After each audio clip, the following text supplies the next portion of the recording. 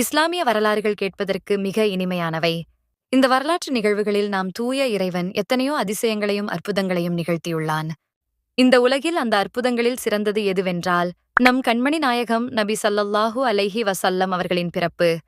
இவர்களின் பிறப்பால் இருளை நீக்கி ஒளியை கொடுத்தார்கள், பிரிவினையை நீக்கி ஒற்றுமையை கொடுத்தார்கள்.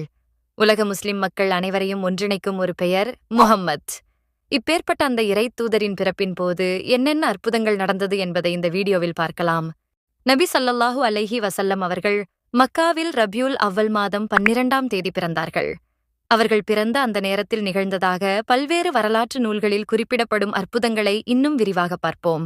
முதலாவது, நபி அவர்களின் தாயார் ஆமினா அவர்கள் தனது கர்ப்ப காலத்தில் அவர்கள் கண்ட கனவுகளில் மிகவும் குறிப்பிடத்தக்கது. அவரது வயிற்றிலிருந்து ஒரு பிரகாசமான ஒளி வெளிப்பட்டது. இந்த ஒளி கிழக்கிலும் மேற்கிலும் உள்ள தொலைதூர இடங்களை, குறிப்பாக சிரியாவின் புகழ்பெற்ற அரண்மனைகளை ஒளிரச் செய்தது. இரண்டாவது, நபி அவர்கள் பிறந்த இரவில் வானில் வழக்கத்திற்கு மாறாக சில விசித்திரமான நிகழ்வுகள் நடந்ததாக சொல்லப்படுகிறது. பிரகாசமான நட்சத்திரங்கள் வழக்கத்தை விட அதிகமாகவும் பூமியை மிக நெருங்கியும் தோன்றின. சில நட்சத்திரங்கள் நகர்ந்து விழுவது போன்ற காட்சிகளும் காணப்பட்டன. இது ஒரு அசாதாரண நிகழ்வாக பார்க்கப்பட்டது. இந்த நட்சத்திரங்களின் மாறுபட்ட நிலை ஒரு முக்கியமான நபரின் பிறப்பை வானமே கொண்டாடுவதாக அல்லது அந்த நிகழ்வுக்கு மரியாதை செலுத்துவதாக கருதப்படுகிறது. மேலும் இது பழைய நம்பிக்கைகள் மற்றும் பழக்க வழக்கங்கள் முடிவுக்கு வந்து புதிய ஒளி வீசப் போகிறது என்பதற்கான அடையாளமாகவும் பார்க்கப்பட்டது. மூன்றாவது, மக்காவின் மையப்பகுதியில் இருந்த காபா ஆலயம் அந்த காலத்து அரபுகளின் முக்கிய வழிபாட்டுத் தலமாக இருந்தது. அங்கு பல்வேறு தெய்வங்களின் சிலைகள் நிறுவப்பட்டிருந்தன. நபி அவர்கள் பிறந்த நேரத்தில் இந்த சிலைகள் அனைத்தும் தானாகவே கீழே விழுந்ததாக வரலாற்று குறிப்புகள் கூறுகின்றன. எந்தவிதமான வெளிப்புற சக்தியும் இல்லாமல் சிலைகள் விழுந்தது ஒரு பெரிய ஆச்சரியத்தை ஏற்படுத்தியது. இது அந்த சிலைகளுக்கு எந்த சக்தியும் இல்லை என்பதையும், மக்கள் வணங்கி வந்த தவறான நம்பிக்கைகள் முடிவுக்கு வரப்போகிறது என்பதையும் உணர்த்துவதாக நம்பப்படுகிறது. நான்காவது, பாரசீகத்தில் ஜோராஸ்ட்ரிய மதத்தை பின்பற்றுபவர்கள் பல நூற்றாண்டுகளாக ஒரு புனித நெருப்பை வழிபட்டு வந்தனர். இந்த நெருப்பு அணைக்கப்படாமல் தொடர்ந்து எரிந்து கொண்டிருந்தது.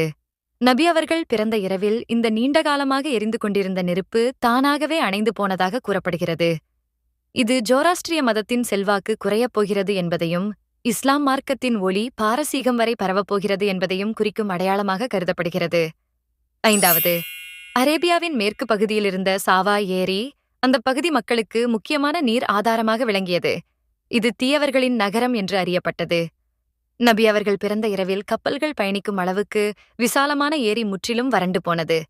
நீர் நிறைந்திருந்த ஏரி ஒரு இரவில் வற்றிப் போனது ஒரு அசாதாரண நிகழ்வு. இது அந்த பகுதியில் ஒரு பெரிய மாற்றத்தின் அடையாளமாக பார்க்கப்பட்டது. ஆறாவது, பொதுவாக குழந்தைகள் பிறக்கும்போது சில உடல் சார்ந்த விஷயங்கள் அவர்கள் மீது ஒட்டியிருக்கும்.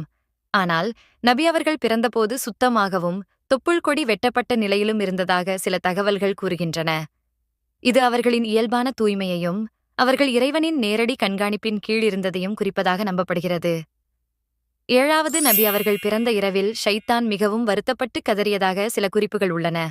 ஷைத்தான் மனிதர்களை தவறான வழியில் வழிநடத்தக்கூடிய தீய சக்தி. ஒரு புதிய ஒளி உலகில் தோன்றிவிட்டதை அவன் உணர்ந்தான்.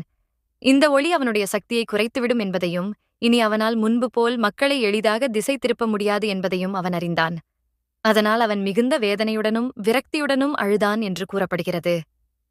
எட்டாவது, கிஸ்ரா அரண்மனையில் 14 பால்கனிகள் இருந்தன. அவை நபி அவர்கள் பிறந்தபோது இடிந்து விழுந்தன. இது பாரசீக ஆட்சி இன்னும் 14 பாரசீக மன்னர்களுக்கு மட்டுமே நீடிக்கும் என்பதற்கான அறிகுறியாகும். இந்த அற்புதங்கள் அனைத்தும் நபி ஸல்லல்லாஹு அலைஹி வஸல்லம் அவர்களின் பிறப்பின் முக்கியத்துவத்தையும், அது ஒரு சாதாரண நிகழ்வு அல்ல என்பதையும் உணர்த்துகின்றன. இவை இறைவனின் திட்டப்படி நிகழ்ந்த மகத்தான சம்பவங்கள். அல்லாஹும்ம ஸல்லி அலா முஹம்மதின் வா அலா ஆலி முஹம்மத். அஸ்ஸலாமு அலைக்கும் வரஹ்மத்துல்லாஹி வபரகாத்துஹு.